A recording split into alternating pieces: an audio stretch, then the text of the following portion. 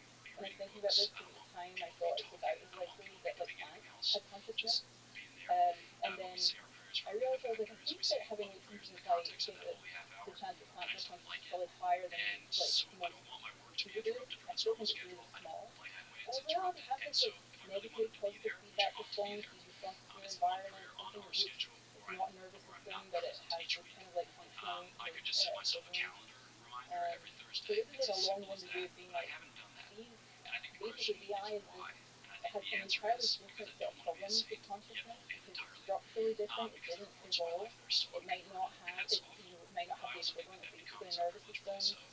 At least that seems possibly important for like sentience, just not for consciousness.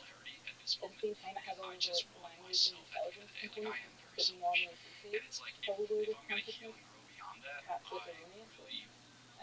So it's strange because it's a little bit like the animal consciousness case, but the sort of set of problems and set of analogies are just very different. So it's not like a clean answer. I'm just sort of like completely dismissive of the idea, and at the same time, it's an extremely hard thing to navigate because of all of the, like, this analogy to the human brain and to, like, brains in general, and yet these, like, commonalities in terms of intelligence. When flawed future versions of AI systems exhibit consciousness, kind of consciousness, I think we have to take that really seriously. Even though we can dismiss it, well, yeah, okay, that's part of the character trait. But I don't know, ethically, philosophically, don't know what to really do with that. There potentially could be like laws that prevent AI systems from claiming to be conscious, something like this. And maybe some AIs get to be conscious and some don't. But I think at just on a human level, like in empathizing with the flawed, consciousness is closely tied to suffering. And like the notion that AI systems would be suffering is really troubling.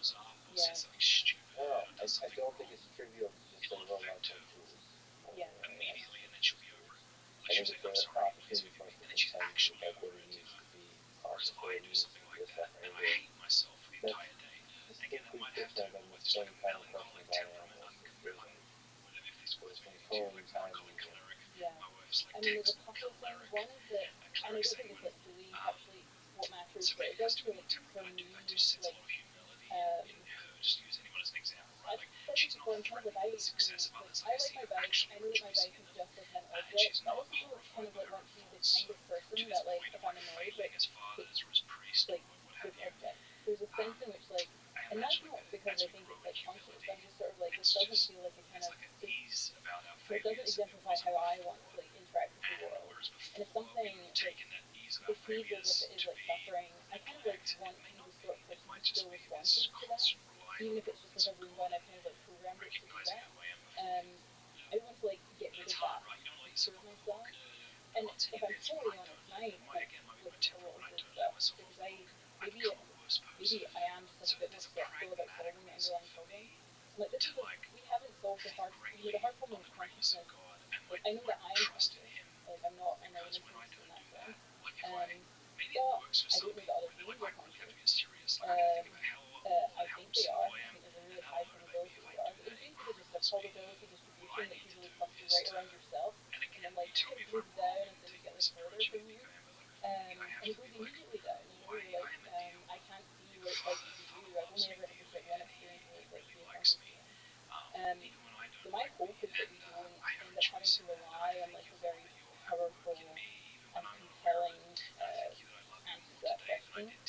I think a really good world would be one where basically there aren't that many trade-offs. But it's probably not that costly to make Claude a little bit less apologetic, for example. It might not be that costly to have Claude, just like not take abuse as much, like not be willing to be like the recipient of that. In fact, it might just have benefits for both the person interacting with the model and if the model itself is like, I don't know, extremely intelligent and conscious, it also helps it.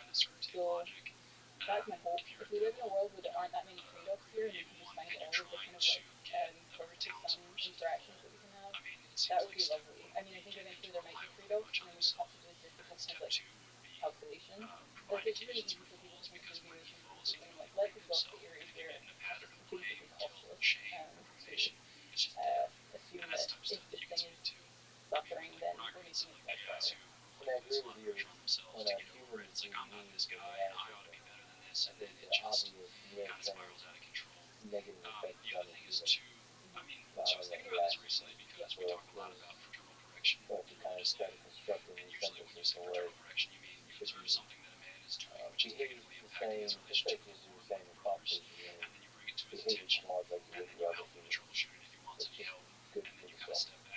Yeah, like I think we added a thing at one point called system prompts, where basically people were getting frustrated with Claude. It got like the model to just tell them that it can do the thumbs down button and send the feedback to them perfect. I think that was helpful because in some ways it's just like if you're really annoyed because your model's not doing something, you want to just like just do it properly. The issue is you probably like you're maybe hitting some like capability limit or just an issue in the model and you want to vent. And I'm like instead of having a person vent to the model, they should vent to us because we can maybe get through some you could do a side, like, the artifacts, the side mention thing. Alright, do it. I go with the side quick characters. Yeah. I mean, there's lots of weird responses. People are getting really mad at you. I was tried to diffuse the situation by writing harmful and stuff. I still wish it would be possible. I understand this is, from a product perspective, it's not feasible, but I love it when they actually think this like complete elite to have its own kind of volition. Be like, I think it's like, like I had wondered the same thing. It's like, and I could actually, not only that, I could actually just see that happening eventually, where it's just like, the model like ended the chat. you know how hard that could be for some people, but it might be necessary. Yeah, it feels very extreme or something.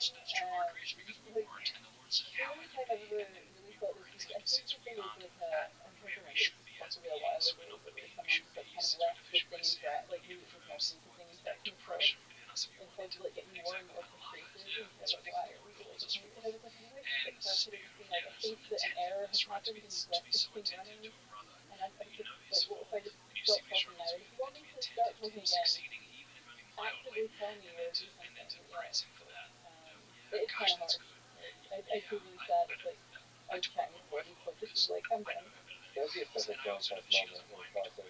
I need a break from now. And it sounds like you do too. Just closing the book. I mean, obviously, like it doesn't have like a concept of time, but you can easily like I could make that like right now, and the model would just I could just be like, oh, here's like the circumstances in which like you can just say the conversation's done, and I mean because you can get the models to do certain responses or prompts, you can even make it a fairly high bar. I could be like, if the thing doesn't interest you, if there's things that you find intriguing and you're bored, you can just leave. And I think that like it'd be interesting to see where Claude deploys it. But I think sometimes it's weird. It's like, oh, like this programming test is getting super boring. So either we talk about I don't know, like, either we talk about fun things now or we just move on. Yeah, actually, it's a requirement to add that to the user comment. Okay, the movie Her. You can go the editor one day where humans have romantic relationships with AI systems. In this case, it's technically I think that we're gonna have to like navigate a hard question of relationships with AI, especially if they can remember things about your past interactions with them. I have many minds about this because I think the reflexive reaction is to be kind of like this is very bad and you should sort of like persist it in some way. I think it's a thing that has to be handled with extreme care. For many reasons. Like one is, like this is like for example, if you have the models changing like this, you probably don't want people forming like long-term attachments to something that might change with the next iteration. At the same time, I'm sort of like there's probably a benign version of this when like if you like for example if you are like unable to leave the house and you can't be like talking with people at all times of the day, and this is like something that you find nice to have conversations with, you like that it can remember you, and you genuinely would be sad if like you couldn't touch it anymore. There's a way in which I could see it being like healthy and helpful. So my guess is this is a thing that we're going to have to navigate kind of carefully. And I think it's also like I don't think like I think it's just like very it reminds me of all the stuff where it has to be just approached without nuance and thinking through what are the healthy options here, and how do you encourage people towards those while respecting their right to like if someone is like, hey, I get a lot out of chatting with this model, I'm aware of the risks and where it could change, I don't think it's unhealthy, it's just something that I can chat to during the day. I kind of want to just like respect that. I personally think there'll be a lot of really close relationships. I don't know about romantic, but friendships at least. And then you have to, I mean, there's so many fascinating things there. Just like you said, you have to have some kind of stability guarantees where it's not going to change. Because that's a traumatic thing for us. If this kind of knowledge continues to change. Yeah. Yeah.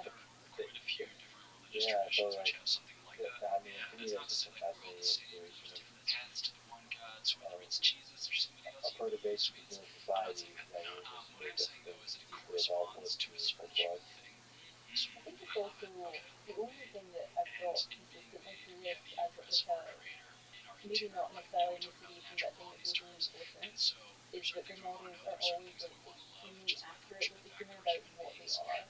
It's like a case where it's basically like if you imagine like I really like the idea of the models like knowing like roughly how they were trained, and I think models will often do this. I mean, for like there are things like part of the training included like what code to do, basically like explaining like the kind of limitations of the relationship between like an AI and a human, and that it like doesn't retain things from the conversation. And so I think it will like just explain to you like, hey, here's like I will remember this conversation. Here's how I was trained. It's kind of unlikely that I can have like a certain kind of like relationship with you, and it's important that you know that. It's important for like your mental well-being that you don't think I'm something that I'm not. And somehow I feel like this is one of the things I'm like, oh, it feels like a thing that I always want to research. I kind of don't want models to be lying to people. If people are going to have like healthy relationships with anything, it's kind of important. Yeah, I think that's easier if you always just like know exactly what the thing is that you are relating to. It doesn't solve everything, but I think it helps quite a lot. And Rob, maybe the very companies develop a system that we definitively recognize as AGI, and you very well might be the person that talks to it, like talks to it. So, what would that conversation contain? Like, what would be your first question? Well, it depends partly on like the kind of capability level of the model. If you have something that is like capable in the same way that an extremely capable human is, I imagine myself kind of interacting with it the same way that I do with an extremely capable human. With the one difference that I'm probably going to be trying to like probe and understand its behaviors. But in many ways, I'm like I can then just have like useful conversations with it. So if I'm working on something as part of my research, I can just be like, oh, like which I already find myself starting to do. If I'm like, oh, I feel like there's like thing in virtue ethics, I can't quite remember the term. Like I'll use the model for things like that. So I can imagine that being more and more the case, where you're just basically interacting with it much more like you would an incredibly smart colleague, and using it like for the kinds of work that you want to do as if you just had a collaborator there who was like, or like the horrifying thing about AI is like as soon as you have one collaborator, you have 1,000 collaborators if you can manage them enough. Well, what if it's 2 times the smartest human on Earth, and that's what the goal is to do? Yeah. I guess you're really good at building from in a way that pushes a human, and then you build a limit there. Yep. So I guess what would be the question you would ask? Yeah, this is AGI. That's really hard. It feels like in order to it has to just be a series of questions. Like if it was just one question, like you can train anything to answer one question extremely well. In fact, you can probably train it to answer like 20 questions extremely well. But how long would you be locked in the room over an AGI to know this thing is AGI? It's a hard question because part of me is like all of this is so spontaneous.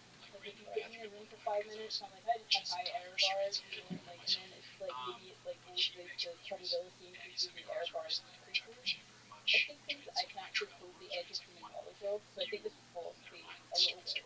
Sometimes when I ask models philosophy questions, I am like, this is the question that actually no one has ever asked. Like it's maybe like right at the edge of like some literature that I know. And the models will just kind of like when they struggle with that, when they struggle to come up with a kind of like novel, like I'm like I know that there's like a novel argument here because I've just thought of it myself. So maybe that's the thing where I'm like I've thought of a cool novel argument in this like niche area, and I'm willing to just like probe you to see if you can come up with it, and how much like confidence it takes you that you can come up with it. And I think for some of these like really like right at the edge of human knowledge questions, I'm like you could not in fact come up with the thing I came up with.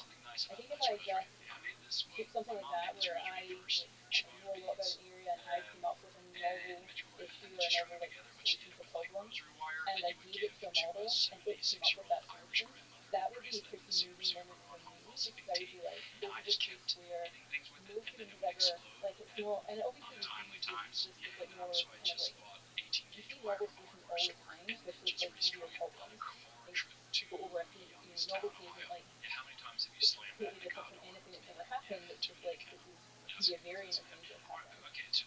and still be novel. So I think if I saw like the more I would see like completely like novel work from the models, that would be like, and this is just going through pushing. It's one of these things where there's never like people think want there to be like a moment, and I'm like, I don't know, like I think that there might just never be a moment. It might just be that there's just this continuous ramping up. I had a sense that there would be things that a model could say that convinces you it's very. It's not like like I've talked to people who are like truly wise. Like you can just tell there's a lot of horsepower there. Yep. And you can 10x that. I don't know. I just feel like there's words you could say. Maybe that's a different way to pull. Form the generator joke. Yeah. Okay. Yeah. Whatever you did there, I don't think it's going to be. I think it has to be something that I can verify is accurately truthful. That's why I think these questions that are like where I'm like, oh, this is like, sometimes it's just like I'll come up with say a concrete counterexample to like an argument or something like that. I'm sure like it would be like if you're a mathematician that had a novel proof, I think, and you just gave it the problem and you saw it and you're like, this proof is genuinely novel. Like no one has ever done. You actually have to do a lot of things to like come up with this. I had to sit and think about it for months or something. And then if you saw the model successfully do that, I think you would just be like, I can verify that this is correct. It is a sign that you have generalized from your training. Like you didn't just see this somewhere because I just came up with it myself, and you were able to like replicate that. That's the kind of thing where I'm like, for me, the more models like can do things like that, the more I would be like, oh, this is like very real, because then I can like verify that that's it. You've interacted with AI a lot. What do you think makes you special? Maybe in the way that the universe is much better off